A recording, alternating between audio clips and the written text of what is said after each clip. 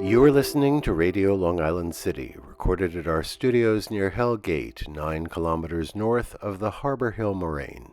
And now, the Observatory. The Observatory, Saturday the 5th of July, 2025.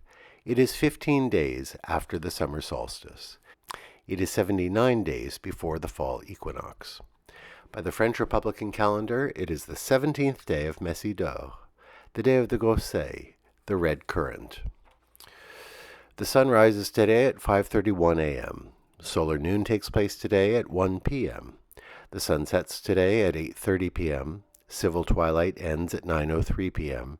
and nautical twilight ends at 9:45 p.m. The length of daytime today is 51 seconds shorter than yesterday. The moon is in its waxing gibbous phase and is 76% full at midday. The full moon will arrive on Thursday, the 10th of July.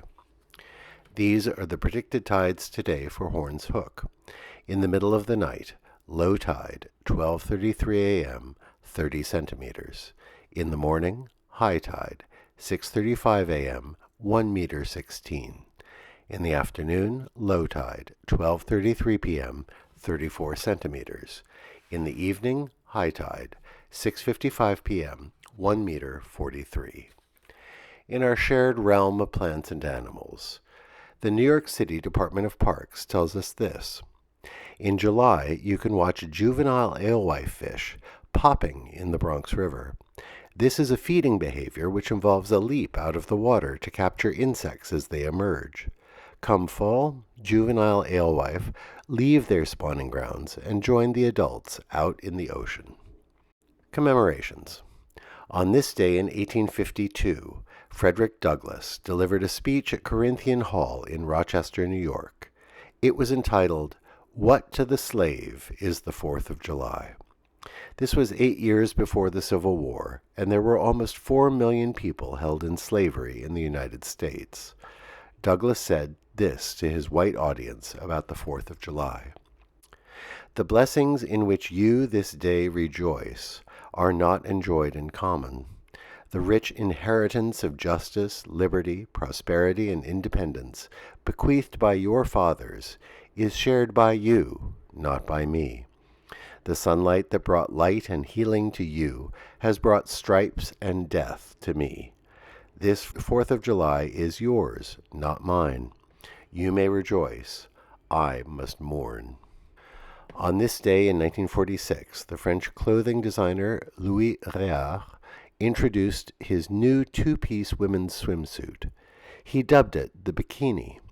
It was modeled by Micheline Bernardini, an 18-year-old nude dancer from the Casino de Paris, at a swimsuit review at the Piscine Molitor.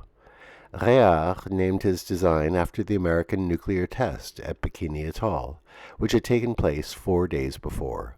He said, quote, "Like the bomb, the bikini is small and devastating," unquote. Later, Diana Vreeland would call the bikini the atom bomb of fashion, which demonstrates perhaps that some people simply lack a moral compass. We love the swimwear nonetheless. On this day in 1994, Jeff Bezos founded Amazon, which would come to revolutionize retail. Amazingly, as he has now ascended into the top ranks of the oligarchy, people continue to use his company's services. Today we honor A.E. Douglas, born on this day in 1867 in Tucson, Arizona. Douglas was an astronomer, and he discovered a correlation between tree rings and the sunspot cycle. As a result, he was the founder of the discipline of dendrochronology, which uses tree ring patterns to date samples of wood. Dendrochronology has become a core discipline helping archaeologists to determine the dates of artifacts and climatologists to chronicle the changes in climate over time. Remember A.E. Douglas and his contribution to science. And that is the Observatory, Saturday the 5th of July, 2025.